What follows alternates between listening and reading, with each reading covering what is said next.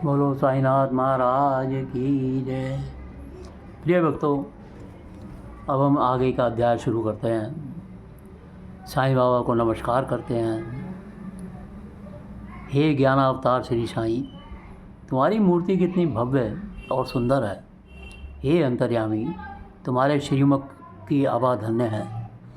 उसका क्षणमात्र भी अवलोकन करने से पूर्व जन्मों के समस्त दुखों का नाश होकर सुख का द्वार खुल जाता है। परंतु हे मेरे साईनाथ, यदि तुम अपने स्वभाववश भी कुछ कृपा करो तभी इसकी कुछ आशा भी हो सकती है। तुम्हारी दृष्टि मात्र से ही हमारे कर्म बंधन छिन्न भिन्न हो जाते हैं और हमें आनंद की प्राप्ति हो जाती है। जिस प्रकार गंगा में स्नान करने से समस्त पाप नष्ट हो जाते हैं, परंतु गंगा माई भी संतों के आगमन की सदैव उत्सुकता से राह देखा करती है कि वे कब पधारें और मुझे अपनी चरण रथ से पावन करें। श्री साईं तो संत चूड़ामणि हैं, अतः उनके द्वारा ही हृदय पवित्र बनाने वाली हम एक और कथा सुनाते हैं। एक बार बाबा के प्रिय शिष्य चंदोरकर अपने किसी और मित्र के साथ पूना से तांगे में यात्रा कर रहे थे। तांगा काफ़ी तेज़ दौड़ रहा था। अचानक ही घोड़ा बिदक गया और घोड़े के अचानक ही बिदकने से तांगे का संतुलन खराब हो गया और पलट गया, जिसमें चंदोरकर और उसके मित्र दोनों ही तांगे से नीचे गिर गए। उस समय बाबा अपने भक्तों के साथ धूनी के आगे बैठे थे। अचानक ही उन्हें इस घटना का पता चल गया और उन्होंने अपने दोनों हाथों से शंख की ध्वनि निकाली और कहा, चंदोरकर, मैं तुम्हें चोट नहीं आने दूंगा। यह कहकर उन्होंने अपने दोनों हाथ आगे की ओर फैला दिए। यह सब बाबा की लीला का ही परिणाम था कि चंदोरकर और उसके मित्र को एक खरोंच तक नहीं आई और फिर से वे तांगे में सवार हुए। जब चंदोरकर यात्रा करके लौटे तो उन्होंने बाबा को अपने साथ सारी घटना सुनाई।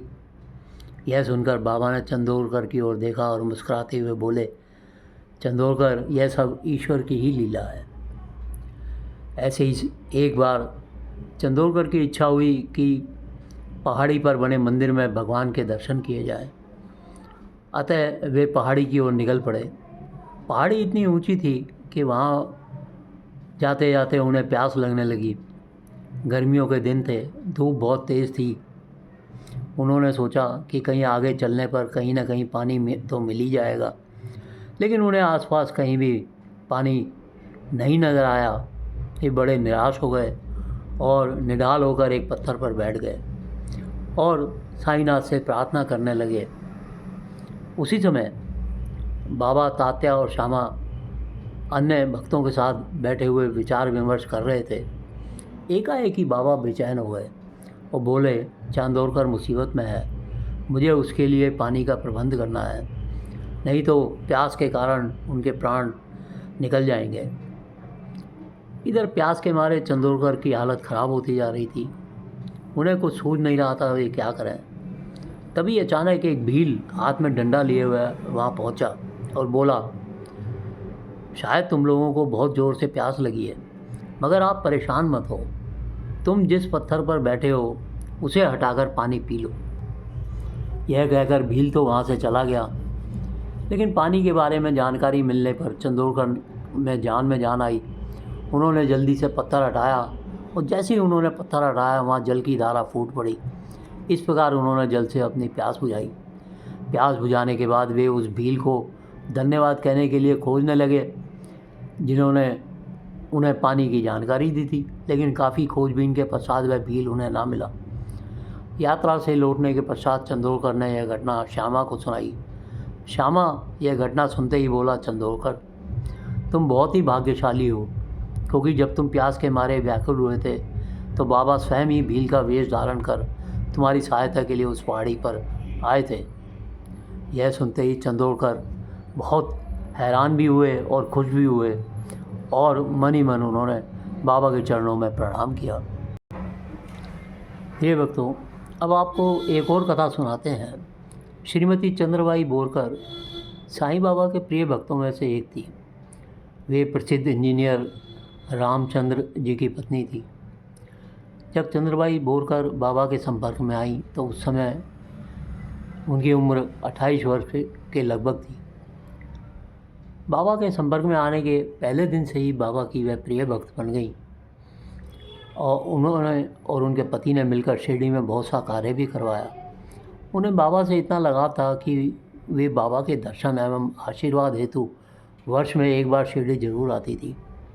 एक बार उनके पति शिरडी के नज़दीक वाले गांव पंढरपुर में पुल निर्माण का कार्य कर रहे थे और वे भी उस समय शिरडी में ही थी। उनके पति रामचंद्र ने अपने जीवन में कभी भी बाबा के दर्शन नहीं किए थे। हाँ, उनके नाम की प्रसिद्धि ज़रूर सुनी थी उन्होंने, लेकिन बाबा से भेंट करने का मौका उन्हें अभी तक नहीं मिला था। एक दिन बाबा ने चंद्रबाई बोरकर को कहा, माई तुम अभी पंढरपुर चली जाओ, मैं भी वहाँ थोड़ी देर में आ रहा हूँ। बाबा की आज्ञा मानी और वे अपने साथ आई 2 अन्य महिलाओं के साथ पंढरपुर चली गईं। मगर वहाँ पहुँचने पर उन्हें पता चला उनके पति तो पंढरपुर से जा चुके हैं। अतः वे बड़ी निराश हुई और वापस शिरडी आ गई। अब उनका सारा धन भी ख़त्म हो गया था।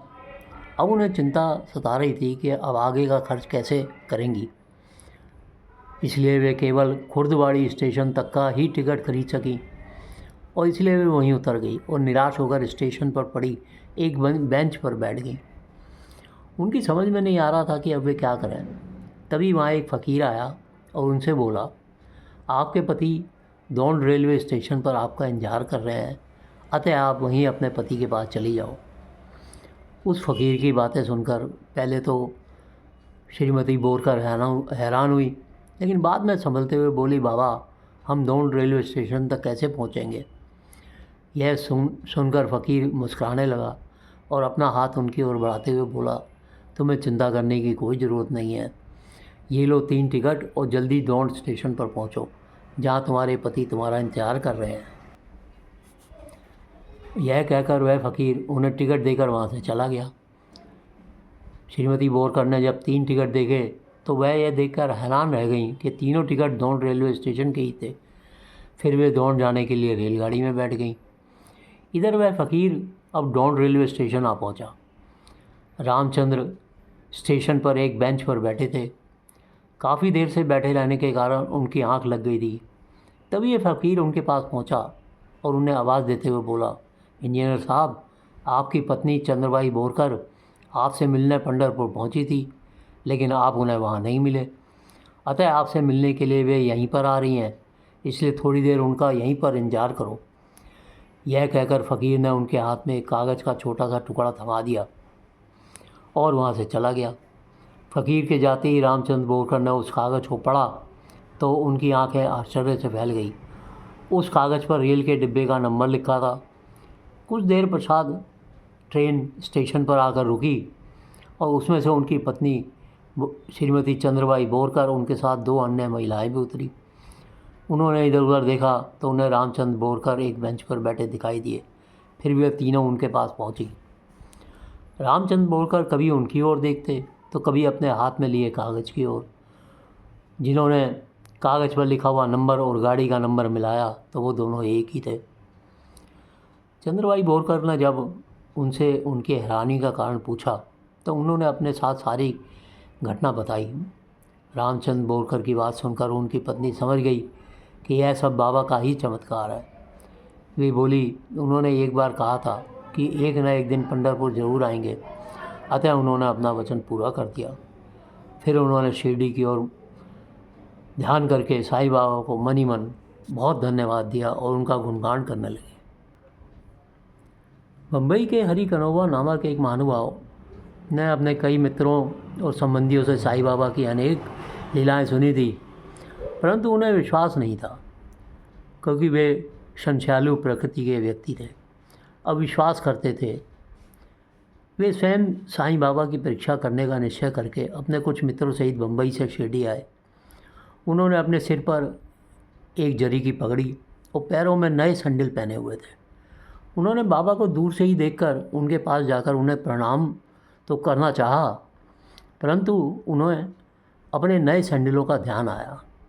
कि वे इस कार्य में बाधा बन रहे हैं। उनकी समझ में नहीं आया कि क्या किया जाए। तब उन्होंने अपने सैंडल मंडप के एक सुरक्षित कोने में रखे और मस्जिद में जाकर बाबा के दर्शन किए। लोग तो बाबा का गुणगान कर रहे थे, परंतु उनका ध्यान अपने सैंडलों में ही था। उन्होंने बड़ी नम्रतापूर्वक बाबा को प्रणाम किया, उनसे प्रसाद और उदी प्राप्त की और वापस लौट आए। परंतु जब बाहर आए और कोने में देखा तो उनके सैंडल गायब हो चुके हैं, कोई उन्हें ले जा चुका है। पर्याप्त छानबीन करी, परंतु परेशान होकर वे वापस अपने स्थान पर आकर बैठ गए। स्नान, पूजन और नैवेद्य आदि अर्पित करके वे भोजन करने को तो बैठे, परंतु फिर भी उनका ध्यान अपने सैंडलों में ही लगा रहा। भोजन करके मुँह हाथ धोकर जब वे बाहर आए तो उन्होंने एक मराठा बालक को अपनी ओर आते हुए देखा, जिसके हाथ में डंडे के कोने पर एक नए सैंडलों का जोड़ा लटका हुआ था।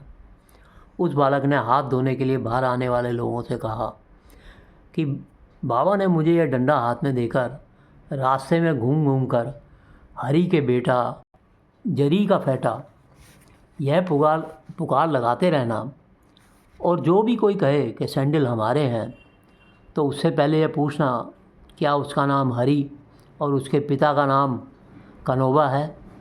साथ ही यह भी देखना कि वह जरीदार साफ़ा बांधे हुए है या नहीं, तभी ये सैंडल उसे देना। बालक का यह कथन सुनकर हरि कनोबा को बेहद आनंद व आश्चर्य हुआ। उन्होंने आगे बढ़कर बालक से कहा, ये तो मेरे ही सैंडल हैं और मेरा ही नाम हरि और मैं ही कनोबा का पुत्र हूँ, और यह मेरा जरी वाला साफ़ा भी देखो। बालक ने यह देखा तो संतुष्ट हो गया और सैंडल उन्हें दे दी।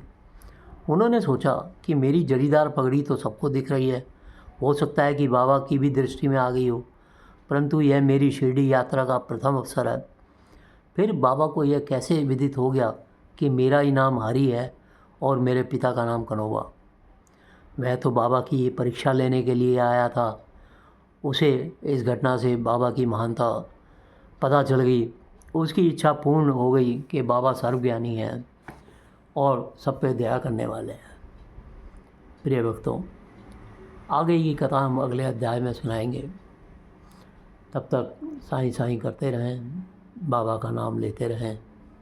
यदि आपको हमारे चैनल में रुचि आ रही है तो सब्सक्राइब करें, लाइक और शेयर करें, परंतु बाबा को ना भूलें। नित्य उनका हर पल नाम लेते रहें। बोलो साईनाथ महाराज की जय।